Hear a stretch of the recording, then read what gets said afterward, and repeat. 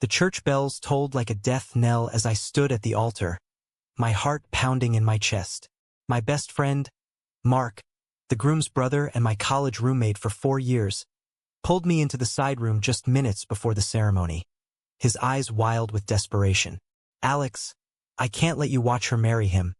I love you," he whispered, and before I could process the words, his lips crashed against mine in a kiss that shattered every illusion I'd built around our straight-laced friendship. I froze, the world tilting on its axis.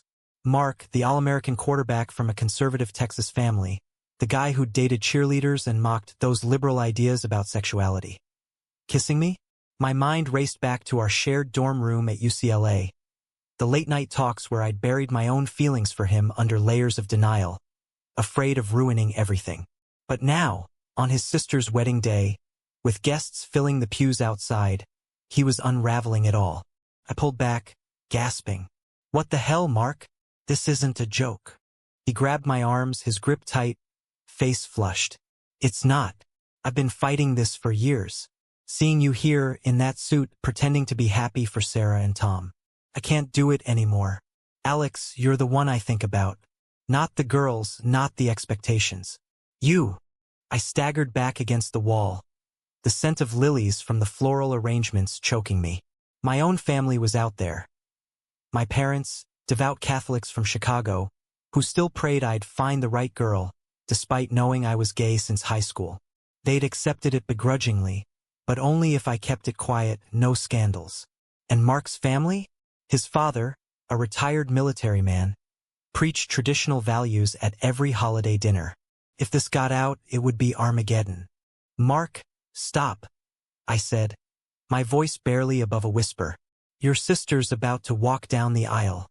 This changes nothing. You're straight. You've always been straight." He shook his head, tears welling up. "No, I'm not. I was scared. My dad, the guys on the team. I hid it. But with you, it's different. Remember that road trip to Vegas last summer? The way we laughed, the way you looked at me. I felt alive. Alex, please, say something." I wanted to believe him. God, how I wanted to. But doubt crept in like poison.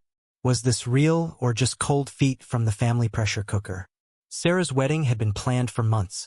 A lavish affair in downtown Los Angeles, symbolizing the perfect union his parents idolized. Mark had been the golden boy expected to follow suit. Marry a nice girl, have kids, uphold the legacy. Before I could respond, the door creaked open. It was Tom, the groom, Mark's future brother-in-law, and our mutual friend from college. "Hey guys, we're starting soon. Everything okay?" Mark straightened up instantly, wiping his face. "Yeah, just giving Alex some last-minute advice on his toast." He clapped Tom on the back, all traces of vulnerability gone. As Tom left, Mark turned to me, his expression pleading. "Promise me we'll talk after. Don't leave." I nodded numbly, but inside, turmoil raged. The ceremony proceeded in a blur. Sarah walked down the aisle, radiant in white, oblivious to the storm brewing.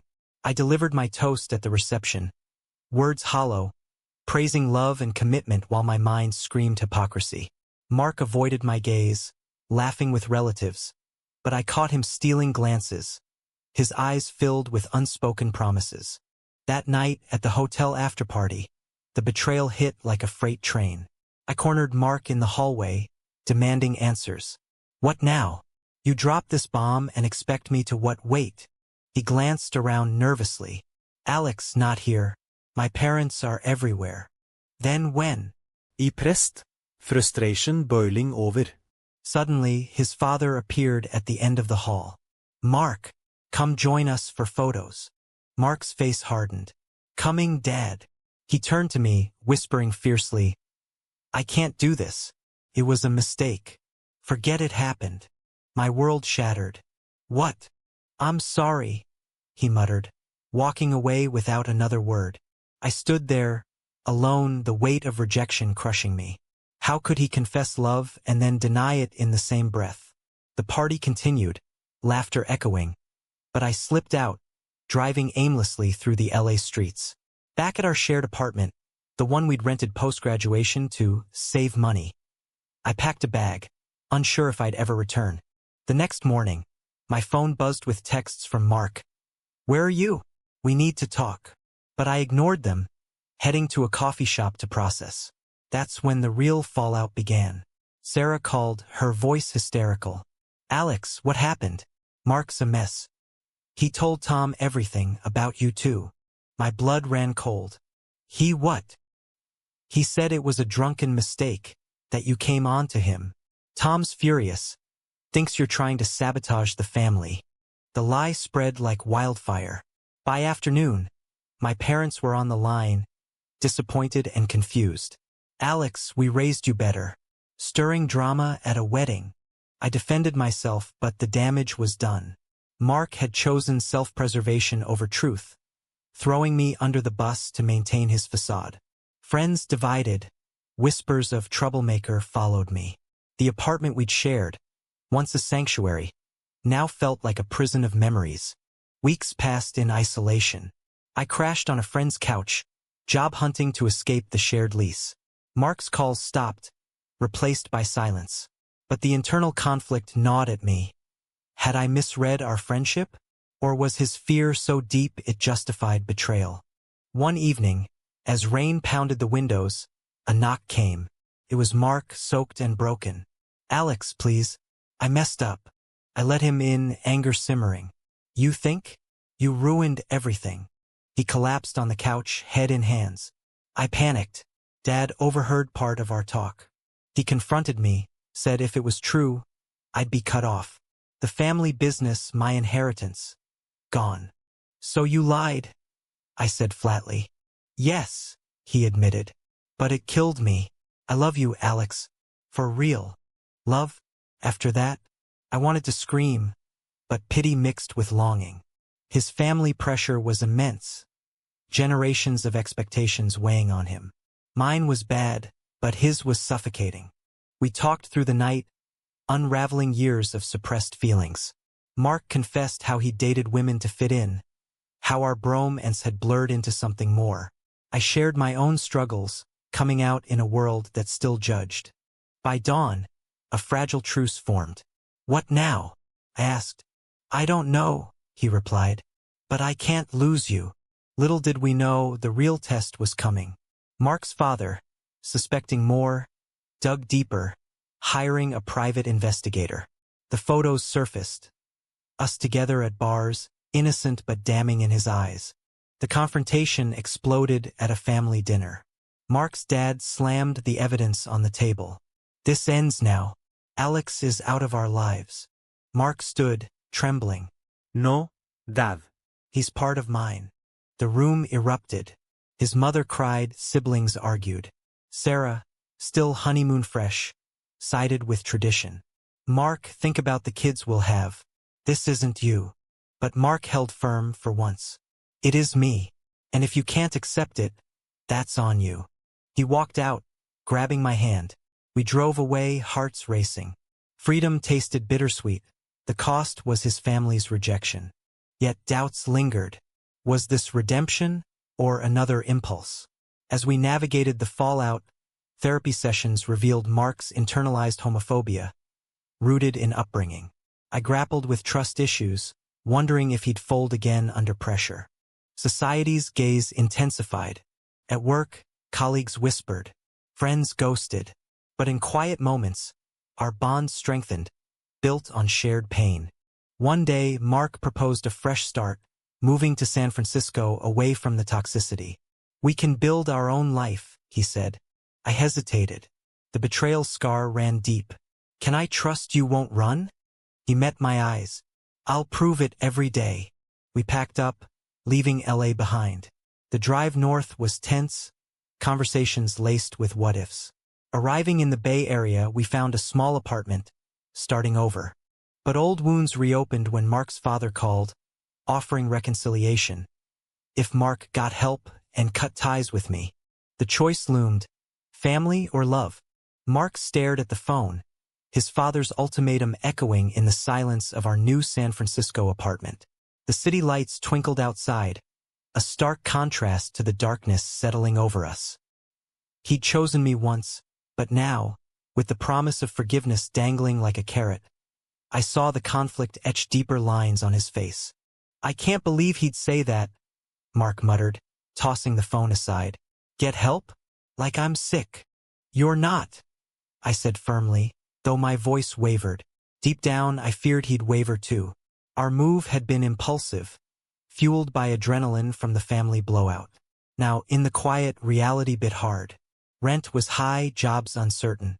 I'd landed a graphic design gig, but Mark was still interviewing, his engineering degree overshadowed by the scandal back home.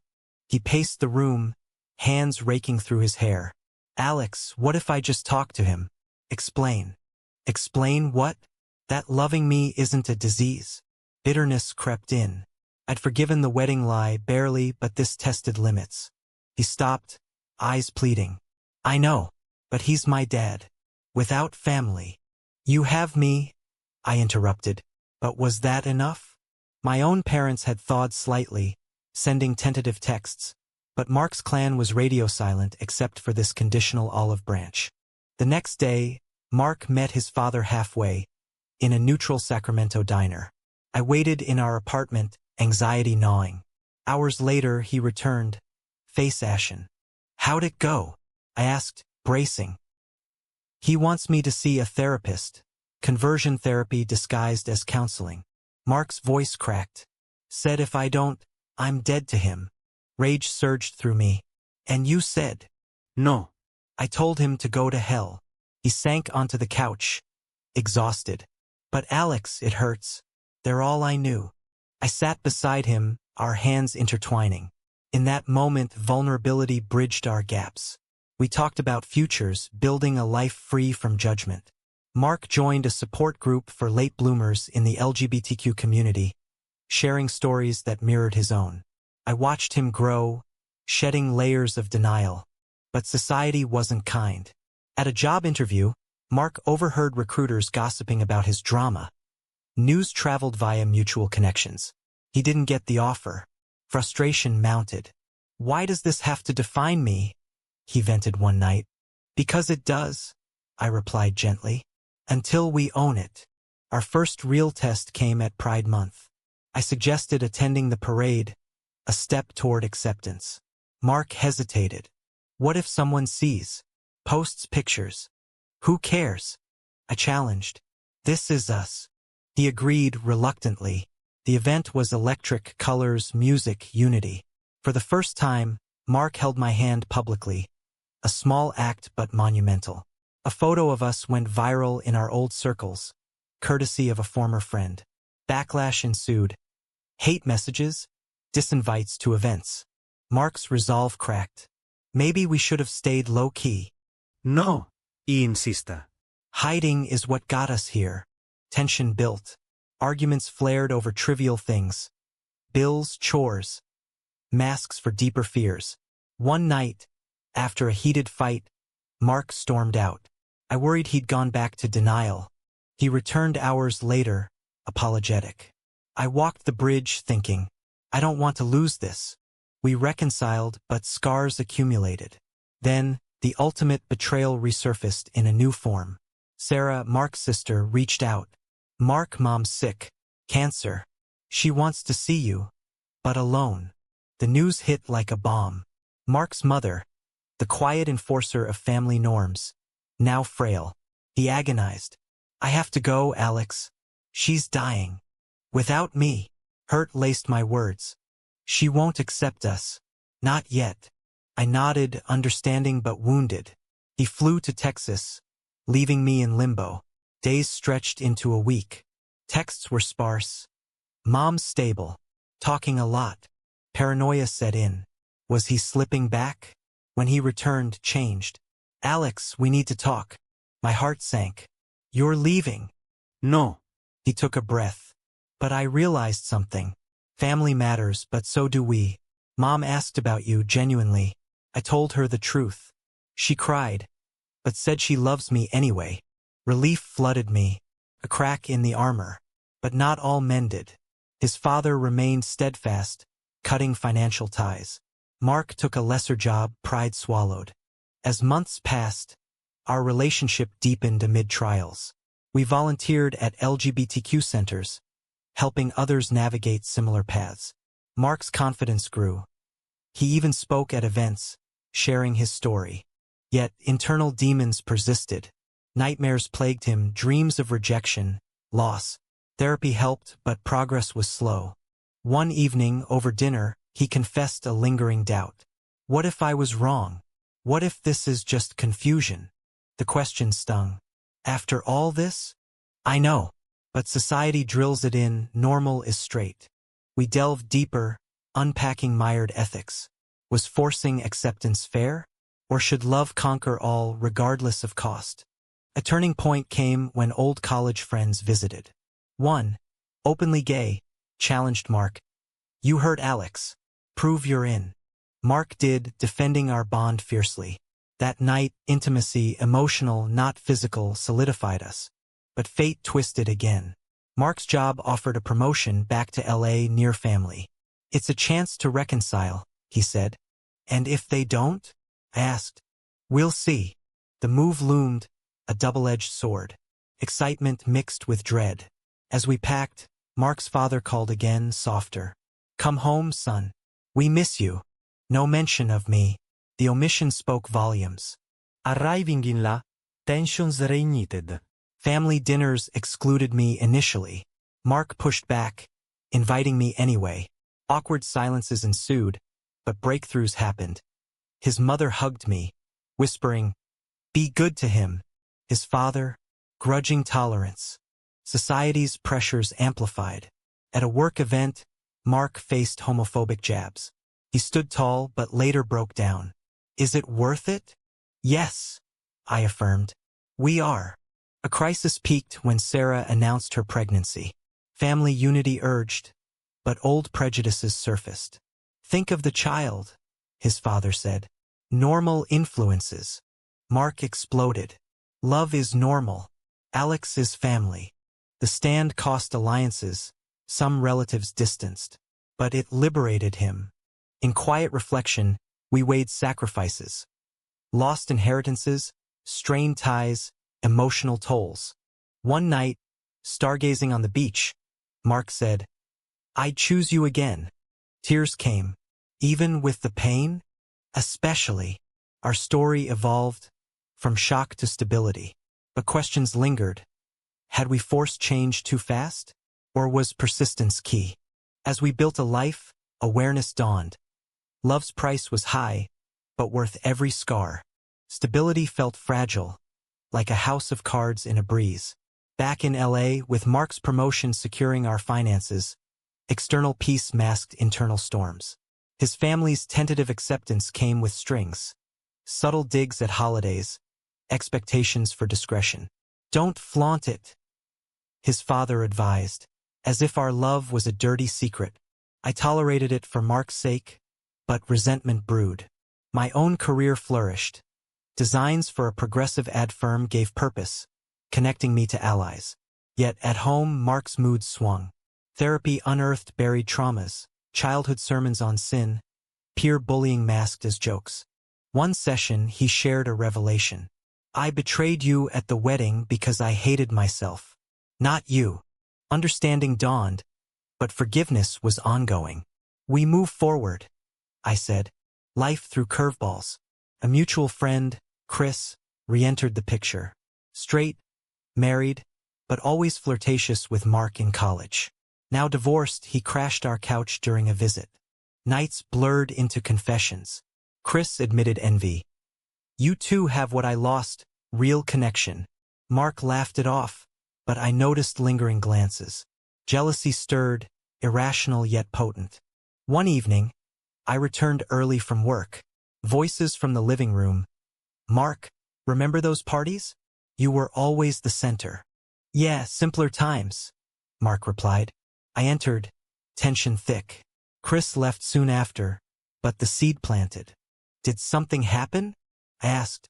No, Mark assured. Just reminiscing. Doubt festered. Was Mark questioning again? The pressure of normalcy tempting? Confrontation came during a drive to Malibu. Be honest. Do you miss that life? He pulled over, eyes intense. No. But sometimes, yeah, the ease. No judgments. Honesty cut deep. Then what? Leave. Never. He gripped the wheel. It's just human. We sought couples counseling, unpacking insecurities. The therapist probed, "What prices have you paid?" Mark listed, family estrangement, career hurdles. Mine, trust erosion, isolation. But gains? She asked. Authenticity, we chorused. Progress inched forward. Mark's mother improved, bonding over calls. She even visited, baking pies, asking about my work. You're good for him, she conceded.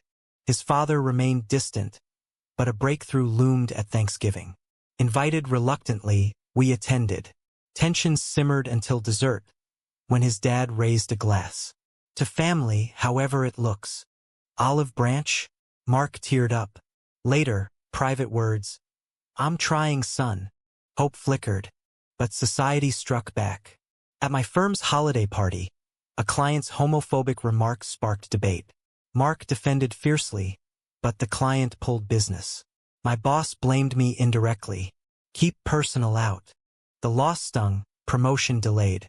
Mark felt guilty. My outburst. No, I said. Our truth. Financial strain mounted. We cut luxuries, bonded over cheap dates. Intimacy grew, conversations raw, support unwavering. Then betrayal's shadow returned. Chris texted Mark late nights. I glimpsed one. Miss our talks. Come visit alone. Mark showed me transparent. I blocked him. Relief, but why the temptation? Because old habits die hard, he admitted. We vowed vigilance. A pivotal moment arrived with Mark's high school reunion. Invites poured in, nostalgia bait. Go, he encouraged. Face them. He went solo as many were conservative. Returned triumphant. I came out. Some left, others hugged. Pride swelled. But one story chilled. An ex-girlfriend cornered him, proposing rekindling. For old times. He declined but confessed the ego boost. Made me realize how far I've come. Our bond strengthened, but ethical dilemmas arose. A young cousin, questioning his sexuality, confided in Mark. Help me tell the family. Mark hesitated. It's risky. Look what happened to us. But hiding hurts more, I argued. He guided the kid, advocating caution. The reveal went smoother, generations shifting, yet backlash hit. The uncle disowned, echoing Mark's pain. Worth it? Mark asked. Yes, change starts somewhere. As winter faded, a job offer for me in New York tempted. Better pay, fresh start. But it meant leaving Mark's fragile family ties. Take it, he urged. I'll follow. Sacrifice again. No. We decide together. Debate ensued. Pro, escape les ghosts. Cons, uproot progress. We chose to stay, prioritizing healing. Spring brought renewal. Mark proposed therapy for his father. Surprisingly, he agreed group sessions. Breakthroughs. Tears, apologies. I was wrong, his dad admitted. Fear drove me. Reconciliation tasted sweet, but cautious. Society evolved too. Laws protected, attitudes softened. But personal battles raged. One night, a heated argument exploded. Mark snapped. Sometimes I wonder if straight was easier. Silence. Do you regret us? No. But the cost. Honesty bridged. We emerged closer. A friend's wedding, gay couple inspired. We attended, envisioning futures.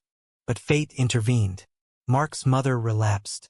Hospital vigils united family, me included. In waiting rooms, bonds formed. His father thanked me. You steadied him. Her recovery solidified shifts. As summer approached, we reflected on journeys. From shock to acceptance, betrayals to trust. Mark mused. Was it all necessary pain?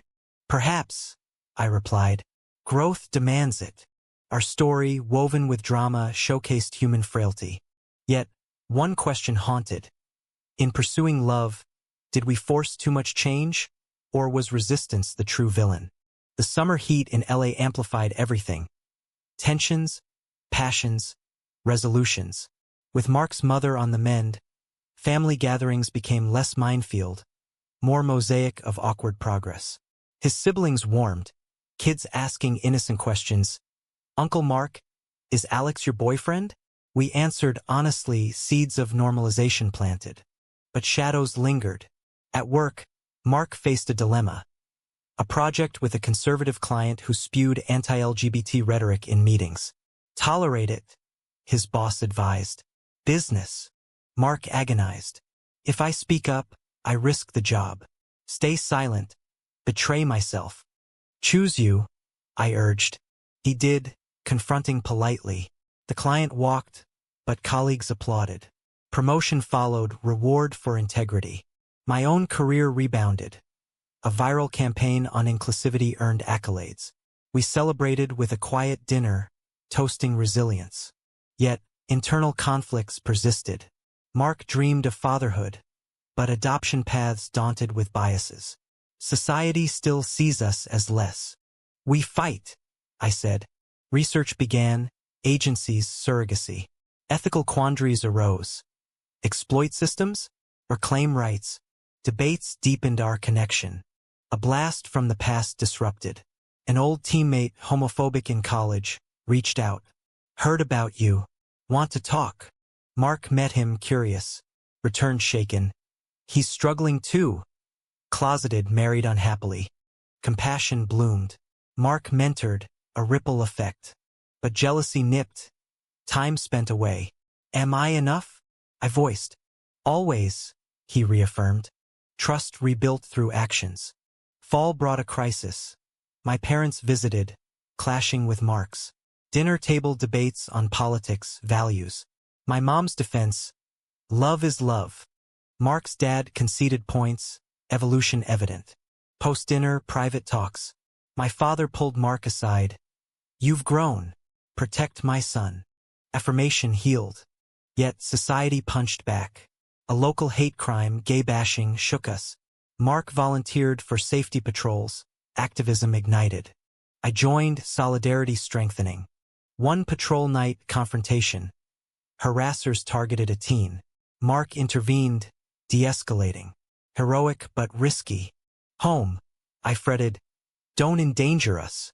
"Can't hide," he countered. Balance sought. Winter holidays tested. Joint family event, first. Tensions peaked when a relative slurred. Mark shut it down, out. Family divided, but core remained. Post-holiday, reflection. Sacrifices tallied. Lost friends, careers detoured, emotional drains. "Worth it?" Mark asked. "Look at us," I replied. Thriving despite. Proposal loomed. Not marriage yet, but commitment. Mark planned a trip to Big Sur, scenic vows renewed. En route, car talks delved morals. Did we betray expectations, or liberate? Both, I mused. At the cliffside, he knelt. Not ring, but words. "Through betrayals, I'll choose you." Tears flowed. Yes. Return home, invigorated. But twists continued. Sarah's baby arrived, we visited. Holding the nephew, Mark glowed. One day, family included us in photos, milestone. Society's mirror reflected change. Polls shifted, laws advanced. Personal growth. Mark authored a blog, Anonymous Tales of Coming Out. Viral, inspiring. I illustrated, collaborative. One entry sparked debate. Is forcing family acceptance ethical?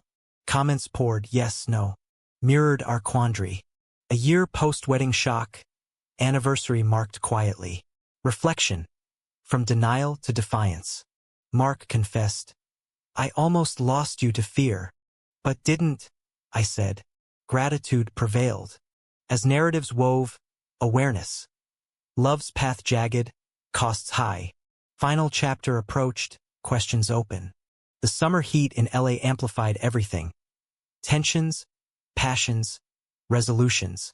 With Mark's mother on the mend, family gatherings became less of a minefield and more a mosaic of awkward progress. His siblings warmed up, the kids asking innocent questions like, "Uncle Mark, is Alex your boyfriend?" We answered honestly, planting seeds of normalization in their young minds. But the shadows of doubt still lingered. At work, Mark faced a major ethical dilemma. A high-profile project with a conservative client who casually spewed anti-LGBT rhetoric during meetings. "Just tolerate it," his boss advised. "It's good business." Mark agonized over it for days, pacing our apartment. "If I speak up, I could risk the entire job. If I stay silent, I'm betraying everything I've fought for, betraying us." "Choose you," I urged, holding his hand. "We've paid too much to compromise now." He did, confronting the client politely but firmly in the next meeting. The client walked away, fuming, but Mark's colleagues applauded his courage. Surprisingly, a promotion followed shortly after, a reward for integrity in a cutthroat industry. My own career rebounded strongly. A viral ad campaign I designed on inclusivity earned industry accolades and even a small award. We celebrated with a quiet dinner at our favorite seaside spot, toasting to resilience and the small victories that kept us going. Yet, the internal conflicts didn't vanish overnight. Mark had always dreamed of fatherhood, but the paths to it for us were fraught with biases and hurdles. Adoption agencies, surrogacy options, we researched them all. Ethical quandaries arose at every turn. Were we exploiting systems designed for traditional families? Or were we simply claiming our rightful place in them? These debates deepened our connection, turning late nights into profound discussions about legacy and love. Then, a blast from the past disrupted our rhythm. An old teammate from college, someone who'd been blatantly homophobic back then, reached out unexpectedly. "Heard about you, man. Wanna grab a beer and talk?" Mark met him, driven by curiosity and perhaps a need for closure. He returned home shaken, his face pale. "He's struggling too, closeted, in a miserable marriage." He apologized for everything. Compassion bloomed in Mark, and he began mentoring the guy discreetly, creating a ripple effect of change. But jealousy nipped at me. The time spent away from home sparked insecurities. "Am I enough for you?" I voiced one evening, vulnerability raw. "Always," he reaffirmed, pulling me close. "You're my anchor." Trust was rebuilt through consistent actions, small gestures of reassurance. Fall brought another layer of complexity when my parents visited from Chicago, clashing with Mark's family over a joint dinner. The table buzzed with debates on politics and values, but my mom's fierce defense cut through. Love is love, and that's the end of it. To everyone's surprise, Mark's dad conceded a few points, showing signs of evolution. After dinner, in a private moment, my father pulled Mark aside. "You've grown a lot, son. Protect my boy, you hear?" That affirmation healed old wounds I didn't even know were still open. Yet, society had a way of punching back when least expected. A local hate crime, a brutal gay bashing in our neighborhood, shook us to the core. Mark volunteered for community safety patrols, his activism ignited by outrage. I joined him, our solidarity strengthening the bond. One patrol night, we faced a real confrontation. A group of harassers targeting a scared teen. Mark intervened, de-escalating with calm authority. It was heroic, but risky, and my heart raced with fear. Back home, I fretted. "Don't put us in danger like that." "We can't hide forever," he countered. "That's what they want." We sought balance, setting boundaries for safety. Winter holidays tested our progress. The first joint family event was a powder keg waiting to explode. Tensions peaked when a distant relative let slip a slur. Mark shut it down immediately. "That's not welcome here. Leave if you can't respect us." The family divided momentarily, but the core group stayed, choosing unity over prejudice. Post-holiday, we reflected on the accumulating sacrifices. Lost friends, detoured careers, the emotional drains that left us exhausted. "Is it all worth it?" Mark asked one quiet evening. "Look at us," I replied. "We're thriving, despite everything." A proposal loomed on the horizon.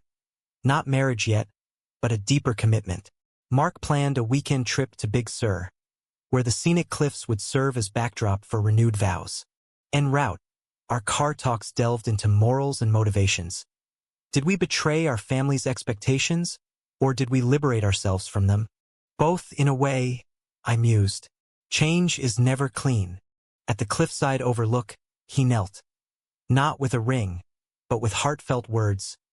Through all the betrayals and battles, I'll choose you every time. Tears flowed freely. Yes, always. We returned home invigorated, ready for whatever came next.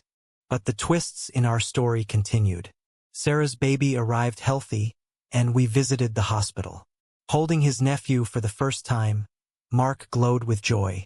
One day, maybe us. The family included us in the first photos, a milestone of acceptance. Society's mirror began to reflect broader change. Polls showed shifting attitudes, new laws advanced protections. On a personal level, Mark started authoring a blog, sharing anonymous tales of late-in life coming out. It went viral, inspiring countless readers. I provided illustrations for his posts, turning it into a collaborative project. One entry in particular sparked heated debate. Is forcing family acceptance through persistence ethical, or does it cross into manipulation? Comments poured in, yes, no, everything in between. It mirrored our own ongoing quandary perfectly. A year after the initial wedding shock, we marked the anniversary quietly, reflecting on the journey from denial to defiance. Mark confessed over wine. I almost lost you to my own fear. But you didn't, I said, clinking glasses. And that's what counts. Gratitude prevailed over regret. As our narratives continued to weave together, a profound awareness settled in.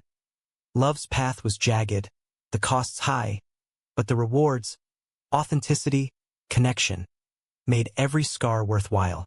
Questions lingered like unfinished sentences, but life pressed on. 2 years post-confession, our world had transformed.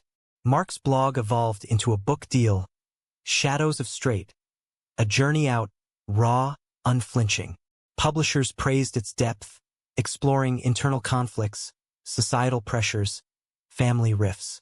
I designed the cover, pride mingling with nerves. Launch night, packed venue. Mark spoke eloquently. This isn't just my story. It's ours, the prices we pay for truth. Applause thundered, but backlash followed. Conservative critics lambasted, calling it agenda-pushing. Online trolls targeted us, dredging old lies. Mark stood firm. Let them talk. We've survived worse. Family reactions varied. His mother beamed, attending the signing. Father read it privately, later admitting, "Proud, son. Opened my eyes." Siblings shared with friends, normalizing. My parents hosted a celebration, full support. But success amplified scrutiny. Interviews probed. Regrets? None, Mark claimed. Privately to me, some days, yes, the innocence lost. Honesty fortified us. A new chapter, parenthood pursuit. After vetting, we chose surrogacy. Ethical débat intensifie d'exploitation risque? We selected an agency prioritizing consent, transparency. Announcement to family, mixed. Sarah excited, father wary. Kids need stability. We are stable, Mark retorted. The process grueling, tests, contracts, waits. Emotional roller coaster, hope, fear. Society judged. 2 dads? Unnatural. We ignored, focusing inward. Birthday arrived. Holding our son, Ethan, tears streamed. Worth every battle, Mark whispered. Family visited, hearts melting. Father cradled him. Grandson, acceptance cemented. Raising Ethan exposed new vulnerabilities. Playground stairs, school forms lacking options. We advocated joining parent groups. Mark's activism grew. He testified for laws. One hearing, opposition fierce. Traditional families only. Mark countered. Love defines family. Victory tasted sweet, bill passed. But personal tolls accumulated. Exhaustion from dual roles, parents, partners, professionals. Arguments resurfaced. You're never home, I accused during a late night. Fighting for us, he defended. Compromise. Date nights, therapy tune-ups. Ethan's first steps symbolized progress, forward, despite stumbles. Reflecting on origins. That wedding kiss, betrayal, reconciliation. Full circle, Mark mused. Yet moral ambiguities persisted. Did we impose our truth, causing pain, or catalyze necessary evolution? Society shifted, but not uniformly. Backlashes reminded, progress fragile. In quiet moments we pondered, was denial kinder, or authenticity essential, costs be damned? Ethan's laughter grounded us. Questions lingered like unfinished sentences in a novel, but life pressed onward with relentless momentum. 2 years after that fateful wedding confession, our world had undergone a profound transformation. Mark's blog had evolved into a full-fledged book deal, Shadows of Straight, a journey out of denial, a raw, unflinching memoir that delved deep into the internal conflicts, societal pressures, and family rifts that had defined his path. The publishers praised its emotional depth and narrative power, and I had the honor of designing the cover, a subtle blend of light and shadow symbolizing emergence. The launch night was at a bustling bookstore in downtown LA, the venue packed with supporters, curious readers, and even a few skeptics. Mark stood at the podium, his voice steady and resonant. This isn't just my story, it's ours, the collective tale of those who've paid steep prices for living their truth. The applause thundered through the room, echoing our hard-won victories. But as expected, the backlash followed swiftly. Conservative critics lambasted the book in reviews, calling it agenda-pushing propaganda. Online trolls targeted us relentlessly, dredging up old lies from the wedding scandal and twisting them into fresh ammunition. Mark stood firm in the face of it all. "Let them talk," he said to me one night, as we scrolled through the comments. "We've survived so much worse. This is just noise." Family reactions varied, adding layers to the complexity. His mother beamed with pride, attending the book signing and buying copies for all her friends. His father read it in private, later pulling Mark aside to say, "I'm proud of you, son. It opened my eyes to things I never understood." His siblings shared excerpts on social media, helping to normalize the conversation in their circles. My parents hosted a small celebration dinner back in Chicago during a visit, their full support a balm to old wounds. But the success amplified public scrutiny in ways we hadn't anticipated. Interviews poured in, reporters probing with pointed questions. "Any regrets about the path you've taken?" "None," Mark claimed confidently on air. But privately, in the sanctuary of our home, he confided, "Some days, yes. I regret the innocence we lost, the simplicity that fear stole from us. That honesty shared in vulnerability only fortified our bond." A new chapter unfolded with our pursuit of parenthood. After months of careful vetting and soul-searching, we chose surrogacy as our path. The ethical debates intensified within us. Were there risks of exploitation in the process? We selected an agency that prioritized full consent, transparency, and fair compensation, easing our consciences somewhat. The announcement to our families was a mixed bag. Sarah was overjoyed, already planning baby showers. Mark's father was more wary, muttering about how kids need stability in these uncertain times. "We are stable," Mark retorted sharply. "More than most." The process itself was grueling: medical tests, legal contracts, endless waits. It was an emotional roller coaster of hope, anxiety, and fear of failure. Society's judgments didn't help. Whispers of "two dads. That's unnatural" from strangers or online forums.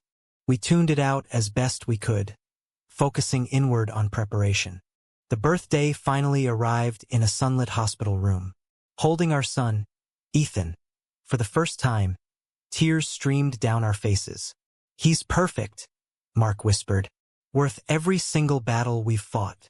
Family members visited in waves, their hearts melting at the sight of the tiny bundle. Even Mark's father cradled him gently, his gruff voice softening. "My grandson, welcome to the world."